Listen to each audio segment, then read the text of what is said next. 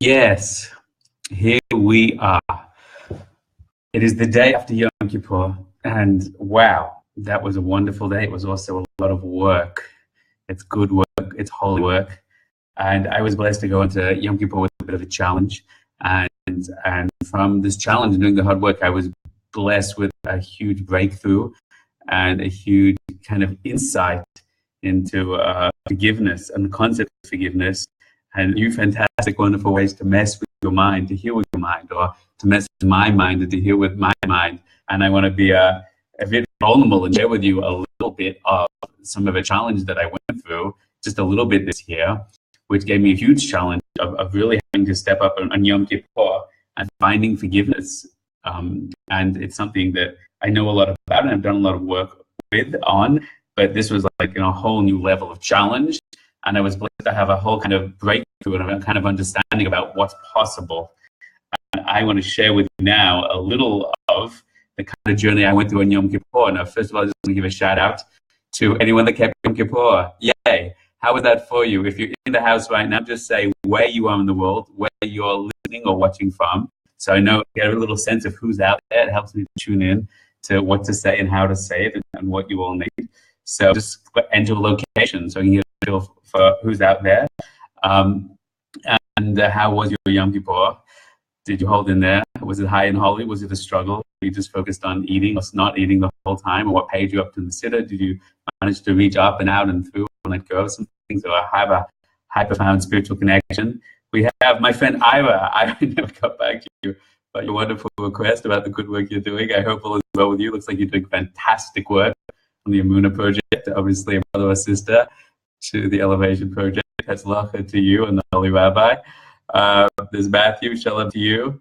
Prepared to fast correctly. Got a terrible headache right out of the gate. Yikes, that's hard. In Jacksonville, Florida, the best I ever had. Good for you, Yisrael. Good for you. Great. We'll see what else is in the house. Wahid. Shalom, Wahid, to you. Shena Bashev said the year is like no other. Use all the meditations. You go, girl. That's fantastic to hear. So I'm going to share with you all a little bit about Michael. I just got your message. I was about to it soon. A little bit of all of a challenge I had this year and some very profound understandings in the merit of the Holy Rav Nachman of Breslov, in the merit of the Ari HaKadosh, some very profound insights, and the merit of the boring old Shulchan Aruch, boring in big quotation marks. Now, I had a challenge this year without getting into the messy details. There was a very small group of people that tried to take me and my project down, and they almost succeeded. And it literally took about 9 or 10 months of my life away from me this year. And I was blessed to have some holy rabbis stand up and go and weed them out and realize what was happening. And it was a big, painful challenge the entire time. And when the truth started coming out and people started realizing what was going on and who was driving the agenda and all this kind of stuff, it was kind of too little too late. And it took a lot of pain and anguish nefesh for family, for friends, for rabbis, for teachers. Now, here we go. Oh, we're spreading of Nachman, baby. So we're doing our best. You guys are the superstars and we're just running behind you. So this is what happened. I want to tell you of Nachman here as well, of course. The Tzaddik and the Shalom, the Tzaddik is always with us, guiding us 100%. Now listen very carefully to this. It's very, very profound. Now, someone just sent me an email right now, and this has been the question: would they all apologize before Yom Kippur? Within them are some allegedly very frum people. Some of those people have smicha, whatever that means. And the question was, there's a very small group of people, would they apologize? Would they have the strength, the encouragement, the integrity, the sense of ownership? And it was so much pain that I carried all year. It was like, I absolutely set a mind with guidance of my rabbi and my greatest rabbi, which is a teacher, which is, of course, my wife, against, and I knew myself, do not expect people to ask for forgiveness. Especially the bigger, it seems to me that no one really asks for forgiveness. This year, at the moment, it's very popular, right on Facebook. For anyone I may have heard, please forgive me, as if that does anything halachically. It does not do the deep, profound, soul-crunching work and soul-elevating work of really acknowledging something and really feeling the charat of regret and really stepping up with that ownership to another person with all the embarrassment, which itself is so core to the human process. There's nothing as difficult as asking forgiveness. And I have to say, when you have those conversations, when I've been blessed to be on either side of them, when I've had to ask or been blessed have to do the work to give the forgiveness. It's unbelievably difficult, and it always ends with an ecstatic sense of release, an ecstatic sense of connection, of increased expansion of love. And there's very deep things out the Kabbalah and the Hasidus why that is so. But what I want to focus on right now is something just more specific. None of these people at all asked for forgiveness, and I prepared, and I said in my mind, and my wife said, and Rabbi said, and that they're not going to do it, that it's too hard for them. But we all hoped that finally taking a step forward, and not a single one of them did at all. And part of that was shocking as a religious Jew. Part of that is just, wow, that's really messed up. So I was moving towards the day of Yom Kippur, saying, I'm going to be obligated to forgive them, because isn't that a halachic thing to do, and isn't that the spiritual thing to do? But not only do I not forgive them, I feel tremendous pain and anger, and more than that, their arrogance in creating what the mess that they created is still creating consequence in my life. So how do I begin to do this? The incredibly intensive work. A, this is the key factor. How do you do the work, which is so hard? And how do you do the work when part of you actually thinks intellectually, I shouldn't be doing this work? They have to own it, and they have to deal with it, and they have to, right? Instant Karma's going to get them. I had to work very hard all year not to send them an email with John Lennon's Instant Karma's going to get you. I got some scar in heaven for never having sent that email. I'm sure I had to load that YouTube video into that email and send it that direction many times. Now, if you're still with me, so I want to tell you a very profound halachic insight that I found learning the halacha of Mechila. It's a very profound thing in Musasvam and in Hasidus that you always source all the secrets, all the soidas are all there in the halacha. So it began by saying this. I want to tell you a profound technique with Nachman teaches. I want to tell you a profound technique that I put in my head is Shtukul Rocha Kodesh on Yom Kippur itself. But the popular thing is when someone does something really difficult to you, you can go through your life pretending to be a victim, right? Which is what most people do most of the time. Or we can ask deeper questions, right? Now, our desires, our emotions, our nefesh, Bahamas, the clippers within us, they all compel us to say, do not forgive that person because they were so wrong, because they went against God and truth and Torah. If the more religious you are, you should not forgive them. But of course, we live in a hyper emotionally intelligent to a fault generation. And we all read Facebook posts with all these emotionally intelligent, spiritually mindful, Buddhist, New Age kind of quotes. And we all know the same. That you know, if someone does something wrong with you, so holding on to the resentment of that, and holding on to the pain, and holding on to the grudge is, as sometimes is quoted in the name of Buddha or some New Age guru, it's like drinking poison and hoping your enemy will die. Okay, we've all heard that line before, and there's a profound truth and a beauty and an insight to that. But stepping up to Yom Kippur and struggling with this challenge, part of me kept being stuck with the fact that as a rabbi, as a teacher, as an educator, to say that they're off the hook for the destructive acts they did, that they show no remorse for, and that they kept and still exist on, is like, if there's something wrong with that, like there's something immoral in granting forgiveness. But the pain that you hold on to and the anger you hold on to is highly destructive. So learning the halacha, what I found is a very simple eitzah in halacha. And the very simple eitzah of halacha, and I'd like to teach the halacha class one day, but I just want to give these things over very fast. This will be turned into a part of the workshop, as you'll see, coming in the Elevation Project, Elevation Mastery Program, and the seminars. We're going to teach this as experience. But now I'm just mentioning it to you briefly because I want you to ruminate over these ideas, even as you're moving out of Yom Kippur, because the work is still there, and you know it is, and the work has to be done in our hearts. We know it is.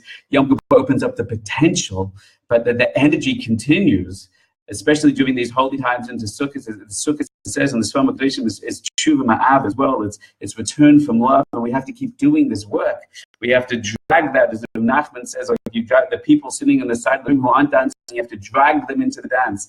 When we're dancing in Simchas Torah, and we're dancing for sure in our sukkahs, then with Simchas Beis Shveva, we have to be shoyev ruach hakodesh, and shoyev, we have to draw down insight and draw in the love and draw in the passion. We have to drag all our fears and all our ego and all our hate and all our hurt and all our guilt trips and all our victim mentality and victim consciousness. We have to drag that pain and find joy in it. So hopefully, as we move and transition from Yom Kippur through these 4 days, which are called the name of Hashem, the Shem Hashem, Shem Havaya, and we move into so the power of forgiveness is still so key, because that we're the biggest victim in all the world. What takes us down more than anything, perhaps, which goes all the way back to Bereshit, Genesis, with Adam and Chava And the snake itself is victim consciousness. Most of our pain that we carry is because we see ourselves as victims, and we point to everyone. Even Hashem said, Adam, why did you do what you did? And he said, because Chava did it. And she's, because the snake did it. And the snake, looked to, his sidekick, and there was no one there. So they all got punished. It's interesting. Adam tried to blame the other, but he got punished. Chava tried to blame the other. She got punished because everyone was taught you have to own it yourself. Don't point to someone else. I'll find the mistake. Because there's some work to be done ourselves. Now, if you're following what I'm saying, give me a yes. If you're following what I'm saying, write a yes in the box so I know who's there or who's out there. However that's working, whoever's listening. So I'm walking into Yom Kippur, and I'm carrying pain and anger, and I'm carrying hurt. And I know objectively, without the pain and the anger that hurts, I actually know objectively that these people did something monstrously bad. They consider themselves from people. They've totally shown zero remorse. If anything, have strengthened themselves. So how can I get it? What's my work? What's my avoda on this big, big holy day? So this is what it says in halacha. Very amazing. It says that there are times halachically, and halakha doesn't mean because it says in a book, that means this is the will of God. Halakha is the will of God. And if we have to understand, the will of God is teaching us. And halakha, by the way, remember, is the oisius, it's got the same gematria, it's the same halacha, is the same gematria as the kli, right? Kli, the concept of kli. Kli itself means vessel. It means that the halakha is showing us if we follow the path of halakha, we make ourselves into a vessel to receive from above, to receive the light of Yom Kippur, to receive the blessed energy, the ore of Atik, the ore of Keter, the ore of Rachamim, of all these high holy lights that are ascending. So if we follow the halakha, what does the halakha say about we should absolutely forgive someone, we should struggle to forgive someone, we must find ways to forgive someone, we must ask for forgiveness, we're obligated in so many ways. If a person dies, you have to take a minion and go stand by that grave and ask for forgiveness. It's very profound, but then it says something even more extraordinary. You ready? It says there are times you should not forgive people.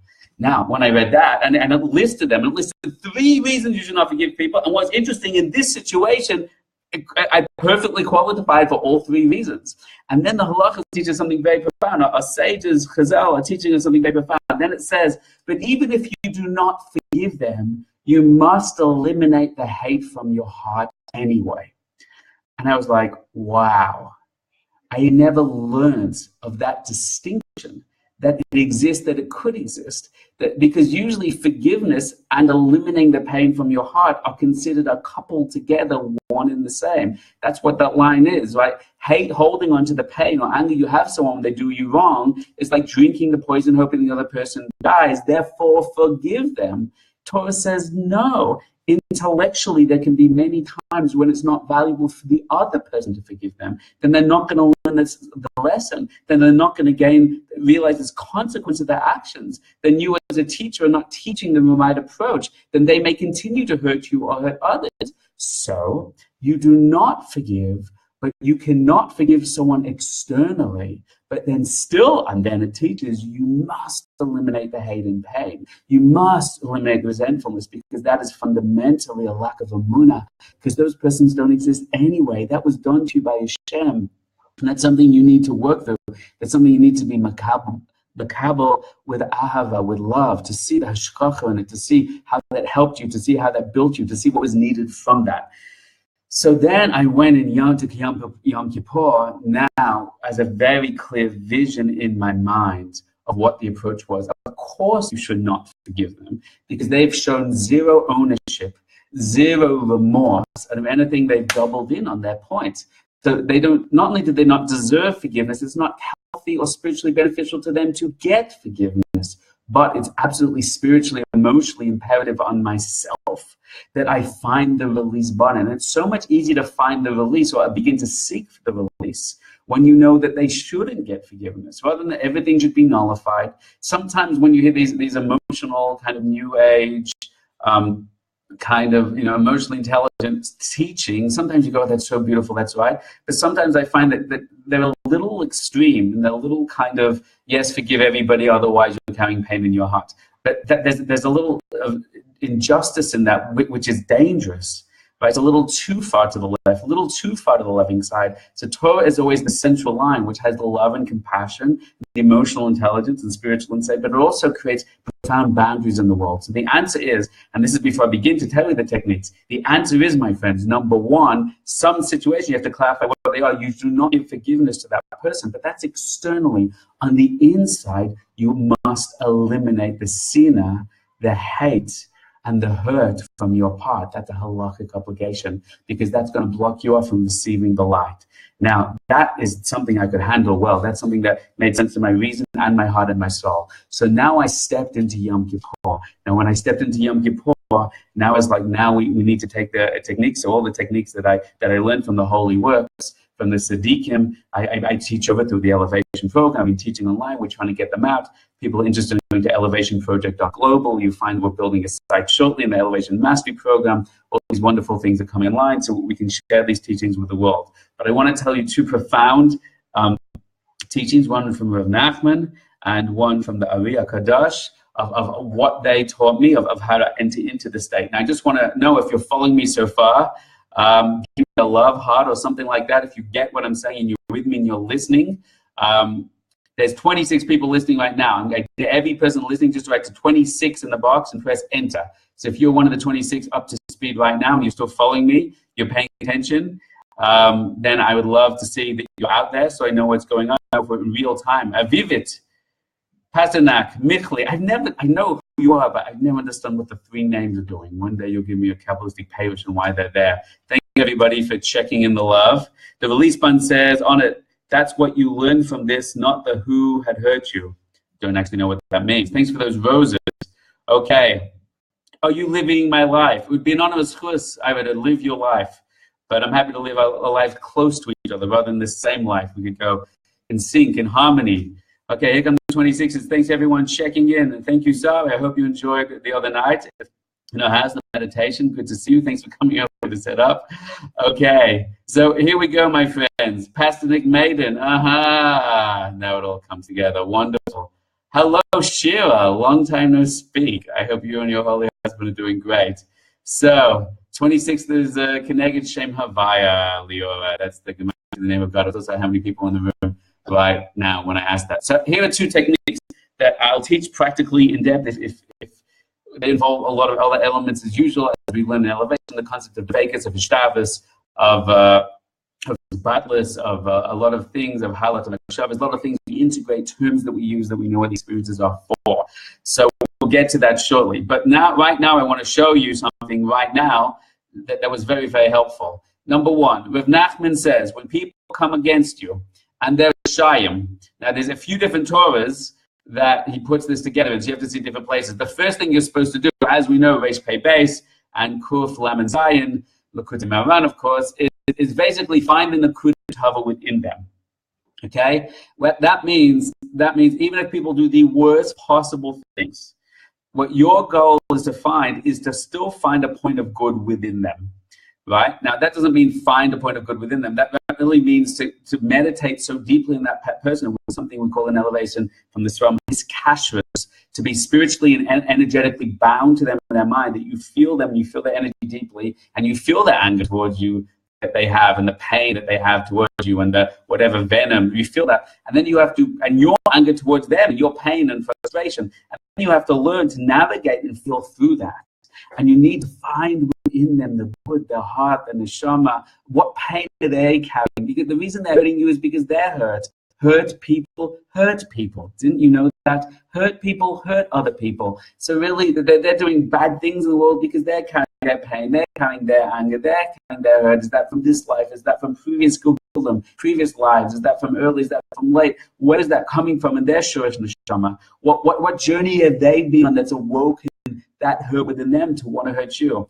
Now, Rav Nachman says many times, there's one time in Kuflam and Zion, everyone knows Reish Pei Beis. Reish Pei Beis is when a person is a rush, a person who's stuck in the gada, a person who's stuck in the bad habits. If you're dan l'kaf zechut, right? If you find within them one nekudat hava, one singular point of good within them, that it in truth turns them into, elevates them, transforms them, allows them to rise up and overcome their challenge. That's because your consciousness affects other people's consciousness.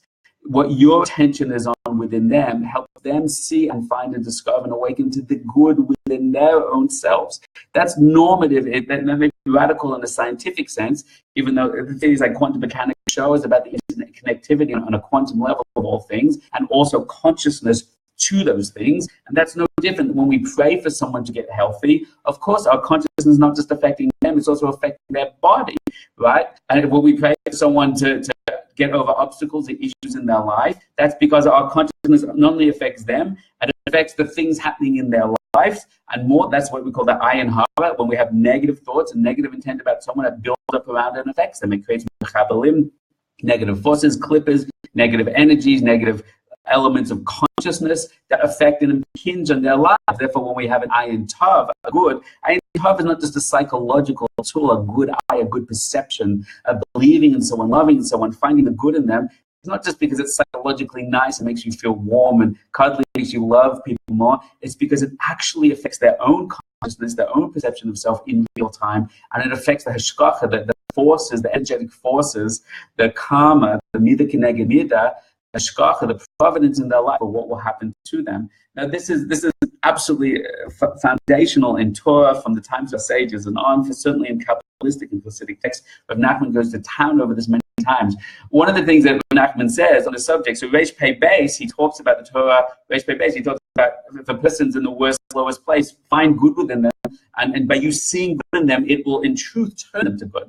Now, he takes it an interesting step further, strategically speaking, in Kuf Lamed Zion, he says amazing Torah, which is when people come against you, he says, usually, he says this thing of status. He says one of the main reasons people come against you is because you're superior to them and they know it, and that makes them feel inferior, and because of that, it brings up all their baggage and all their issues, right?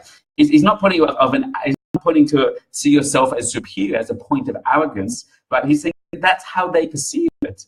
And that's what therefore brings up their resistance, their sense of inferiority, which brings up their anger and jealousy and hurt. So he says something so profound, which is so counterintuitive.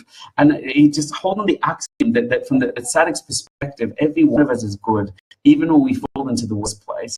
And the tzaddik's perspective, even when someone comes after you with the knives and the swords and the bombs and worse little things than that, then really your job is to be a baldas, is to be in control of your own destiny, rather than reactionary, rather than reactive, to be proactive. And as a Jew is proactive in the world, all our goal is to be Megale Elikus. All our goal is to be Megale Kavod Shemayim. All our goal is to reveal the goodness in the world and the light in this world and the holiness in the world and the holiness of the Shekhinah, Hashem's presence, is to reveal divinity in every moment, even they're coming at you with the knife and the swords and the bombs and the guns, or Lashon Hara, or worse things. Then our goal at that moment is to have enough attention that what I want to do is turn their destructivity to good.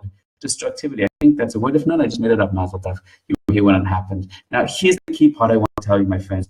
Rav Nachman says, in Kuf Lamed Zayin, I believe that's Torah, he said, when someone comes to you against you, and they're coming to attack you, it's probably because you're on a higher draga than them, a higher spiritual level, and they perceive that, and therefore that envy, that jealousy, that sense of inferiority makes them want to become aggressive or attack. He says something amazing. He says, find the Nekuda Tava within them. Literally clear your mind, but Yishuv Adat, as it's discussed so many times, and then go into a state of Devekis, raise up to that light, and then from that place, connect to them, choose to believe, as we've discussed the mechanisms before. You'll see the Elevation Mastery Program to learn how to do these things if you don't know already. He said, at that point, find good until you can feel, not just think about good, until you feel it, till you feel that's who the person really is. They're just hurt, and really just, why are they hurt? Because they want to be loved, and they want someone to care for them, they want someone to see that goodness, because really they're beautiful. And that happens something amazing. He says, at that moment, you actually raise up their level. At that moment, they become more aligned, more connected, more aware, more conscious, more resourced to the tzaddik within them, to the elevated soul, to the divine soul, to the nefesh elikus, elikis, depending on where you're from. And at that moment, they become aware of that. He says, then they raise up to your level. And he says, now they're no longer threatened by you because they see you as being at the same level. And then therefore, that's wonderful. So the first devote, I spent a lot of time on Yom Kippur. I was blessed. There's an Or of Keter that is revealed called the Or of Atik, the Or of Keter, that comes for us a special light, very high light. us in Yom Kippur, and that is the light for which Hashem judges us in Yom Kippur. That's why Satan, the prosecutor against us, the gematria for Satan, we all know is 364, because one day of the year that the Satan does not have any power, that's Yom Kippur. And therefore, there's no judgment, there's no din like the Rosh Hashanah. All it is revelation and of love, of passion. That's why we can take everything out of the closet and just release it in that mikveh Yisrael Hashem, right? And we just throw off, as we talked about in the workshop of Yom Kippur, we just throw off everything. This pain is not me, this lust is not me, this anger is not me, this ego is not me, this self-doubt is not me, this resentful wanting to attack and defend is not me, and I'm throwing it all off. This guilt-ridden part of me is not me, and it's certainly not God either. And I throw it all off, and I throw it all off because I'm in this light of compassion, this light of release, this light of relief, right? And as it's going off me and as it's going out of me, then I'm awakening to my true self. Now, from that place, when that light of compassion comes in, I had a beautiful ha'ara, a beautiful gift that was given to me. It's move into that light. And I believe with all my heart, I just want to share this with you because I believe we can replicate this at any time. Move into that light of compassion. Feel how Hashem is perceiving you through compassion. The Baal HaTanya says amazing, amazing, beautiful Torah. He says the way that we begin to release all the pain, all the clippers, all the negative energies built up through the years is through the power of compassion. And he says when Hashem's compassion comes down on you, right, it releases you of all the energetic negative buildup we've had all year. He says, how do you draw Hashem's compassion down on you on Yom Kippur? He says by being rachamim on yourself, to awaken compassion on yourself. He says when you choose your soul to awaken compassion on yourself, he says that causes Hashem to have compassion on you. Isn't that amazing? Remember what the mind does. The mind is the steering wheel for the soul. Through our conscious mind, through the imagery in our conscious mind, we tell the soul what to look at, what to tune into energetically. That explains the empath technique we've been learning and lots of other things, especially what we learn in Elevation 3. So what I did was have deep compassion for myself, and I elevated up to connect to that infinite light of Hashem's compassion. And then from that light, I started looking down one by one on all these people and seeing the good within them, finding the kudetava, finding their light. What was the hurt that they were carrying? What was the pain? What was the anger? What was the jealousy? And just loving and loving and loving and shining through that, releasing. It was incredibly, I don't know what that word is, but profound and beautiful. And there's a lot to discuss then. I want to teach people how to do that. We have to have a workshop to focus on that. But I just want to put in your head that's possible, and I'll leave the practicalities and the complexities for another time so we can go into the nitty-gritty. Now, I want to tell you the next stage. The next stage is, this is something that was given as a gift on this day. Baal Shem Tov said, when one of us is in Dvakus, in a state of deep spiritual connection, we have a question, and something flashes into our mind, and answer that question, he says, Mistama is Ruach HaKodesh Ma'at, and you can believe it. He says it's a small light of Ruach HaKodesh, of divine inspiration, and you can take it as truth. So one of the things that was troubling me is that these people themselves do not ask forgiveness. That they actually think that they did the right thing. They're actually holding to their narratives as much as they've been proven wrong by everybody. And I felt like that's just almost unforgivable. It's almost unforgivable, the destruction they caused and how honest and nice and sweet they perceive themselves to be. And the pain there, even Rabbi stood up, the pain. And that was very difficult for me. How could a Jew do that? How could a religious do that? How could people that think that they're the emotionally intelligent, nice ones do that? Now listen to this. This is very profound. I want to tell you a secret from the Kitvei and I want to tell you an amazing technique, and I'm really excited to teach the world how to do this in a second. Now, before I begin, if you're with me right now and you're listening, say yes or give me one-line feedback on what I'm saying. I just want you not to be passive listeners. I want you to be proactive. Say one line right now that you're listening with me before I reveal to you that this next idea, which is very, very profound from the Kitvei, and I think is a game changer in what's possible with forgiveness. Energetically, emotionally, all the levels.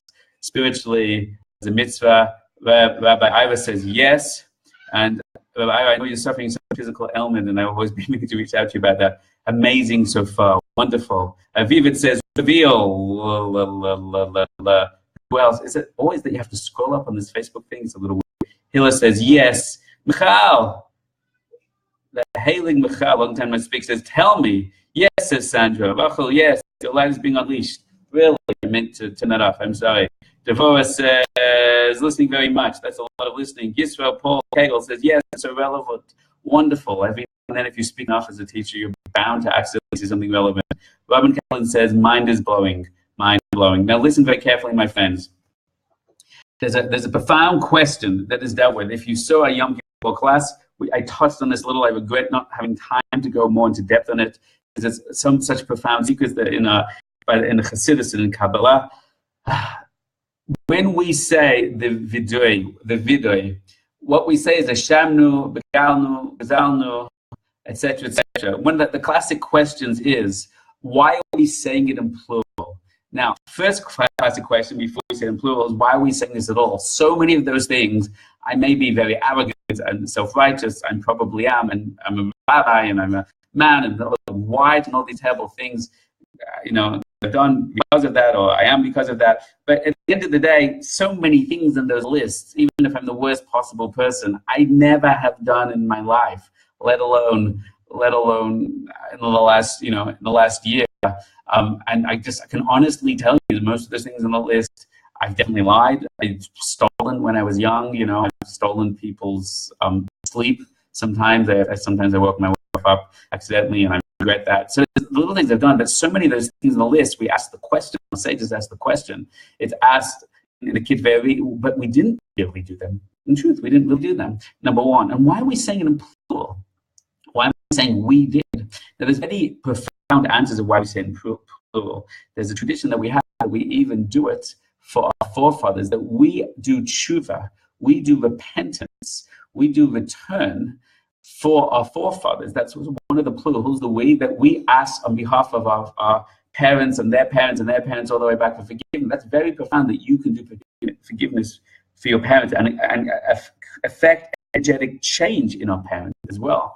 Now, and all our generations going back. And there's another answer, which is we are doing it for everybody in the room, and we're doing it for all the Klal Yisrael, Am Yisrael, every person in the world. And that is what we're doing is, as a whole, Kol Yisrael Avevim Zel Zeh. And this is what it says in the Kiveri Shari Kavanas, that because Kol Yisrael, we are all guarantors for each other. We are all spiritually, psychologically responsible for each other. Ad Kedei Kach, how far does that go? To the point that if this is what it says in Shari Kavanas, that if another person has done a sin in my family, in my community, in my nation, in the world, right? In concentric circles, it expands out.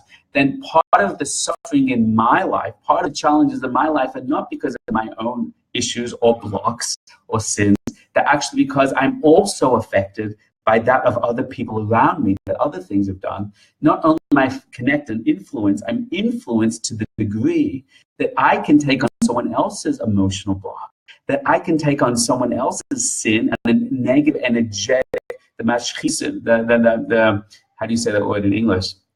The destructive forces, the chablim, doesn't mean terrorists, but it means spiritual intelligence, the negative energy around them that they've created through their negative actions, the negative emotional blocks and psychological blocks that they've created and spiritual blocks. I can choose to consciously, this is a technique that is limitable, that the Siddiqim did, that is the foundation of Yom Kippur, that the Kohen Gadol takes the sins of the Jewish people onto him. He does tshuva for them all, he does kapara, and then puts that onto animal. You can take people's negative emotional, psychological, and spiritual energy. You can absorb it into you and then release it through you. You can do repentance for others. You can do tshuva for others. We have to. This is a part of why we pray in plural. This is a normative part of our lives as Jews, a normative part of our liturgy that we do this. Now, with that in mind, it says in Shari Kavanas that the reason, we'll learn this on the inside. I want to show you the text. I want you to see this as part of your own tradition. The reason we do this on Shamnu Began, the reason we do vidui that way is because we are doing repentance for everybody as well, and the Jewish people, for everyone in the world, and everyone in that room. That's very, very profound, and there's techniques of how to zoom in and make that more effective. At the moment when I was doing it, a beautiful, beautiful Ruach HaKodesh Ma'at popped into my head. Those people that wronged you so badly, with so much darkness, with so much arrogance, with so destructive, they're so pathetic that they can't do tshuva. They're so pathetic that they can't own it. They're so invested in their own ego and their own wishes they can't do it. And then I realized I am them. Do tshuva for them. Do tshuva for them for what they did to me. And when I heard that, I was like, and I went through each one, and I came to me and did tshuva by getting into their heart, by thinking how hard it was for them to do tshuva, by allowing them, by thinking in their mind, feeling their feelings, their blocks, their arrogance, their pain, how bad they felt, how much regret they had, how embarrassing it was, what the consequence of emotional risk was. And I felt the pain and embarrassment of coming to me, and I spoke their voice of how hard, and I gave them the power to find the strength and courage and integrity to step forward, and then I gave them the forgiveness.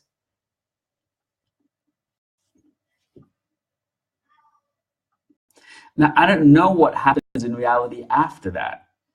I can tell you what the Tzaddikim say, that when you do that, you change your internal reality. Well, you change the external reality. That's what they would say, that you change their external reality. But it was such a profound internal shift that I was like, that is incredible. And that internal shift creates ripples. It creates resonance. It shifts out from that point to affect us all. All the Tzaddikim discuss it. Go through the Kutei Eitzes of Nachman, if you want an accessible point to the incredible teachings of Breslov. That point about how our consciousness affects others, the consciousness of the Tzaddik affects us, the consciousness of us affects Klal Yisrael. Everything is echoing to everyone. All our actions are interconnected. That's why Rav Nachman always talks in Bechinas. This is Bechin of this, this is Bechin of this, this is Bechin of this. Some of Rav Noson's Torahs go on for pages. This is just connected to this, connected to this, because he's showing us that the interconnectivity, the cosmic interconnectivity of all our consciousness, to animal world, to the mineral world, to the worlds of souls, to the worlds of angels, to the high world, it's all one model and all system rippling and affecting each other. And therefore, if someone does something wrong to you and they won't ask you, they won't do tshuva, they won't ask for forgiveness, you can be them asking forgiveness from yourself. And I don't know what's going to be in the external world, but already in the internal world, everything has changed. And that's what I wanted to tell you. Now, over time, I'm very happy and excited to run workshops to show people how to do this with their consciousness, because there's a little magic involved. And you have to, if you work with us in Elevation before, you know some of these things. We have to build on those points. But I just wanted to introduce the idea so you can play with them, so you can explore them. And these are so important. And they're not only important just for ourselves and our lives, they're important for the generation, because this is the Torah the generation needs to hear. And they're important to unlock halacha, to unlock Shulchan Aruch, to unlock the teachings of Baal Shem Tov and all the Tzadikei Emes. It's important to unlock the Kabbalah, because when you're on this level, when you're dealing on this level, when you know what the words mean and you know what the experiences are in consciousness that correspond to the words, then everything is unraveled and everything is open. This is what the Zohar promises, that at the end of days, the children in school will be learning Kabbalistic secrets, and even the Mekubalim, the mystics did not know for the last 2,000 years, because we were able to access these things together and learn them experientially together. And that's the Gula. That's what brings the thing that we've all been waiting for. Malahad's De'eres Hashem. We were very blessed to have an article in Mishpacha magazine last week. If you want to know more about this project, I highly recommend you check that out to understand more of what we're doing. You can check out more of this information on elevationproject.global. If this has spoken to you and think could help people, please share this video with anyone who's going on YouTube soon. It'll be here on Facebook, on YouTube. And I hope you got something from that. I'm here for 3 more minutes to answer any questions or take any feedback that you have. I hope that was interesting or helpful to you or anyone else out there. I'm just plugging my computer in to make sure the battery doesn't go out. You're welcome to respond in any way you choose fit. There you go. We are wired for sound. If anyone has any questions, anything you'd like to ask for a couple more minutes, I'm here.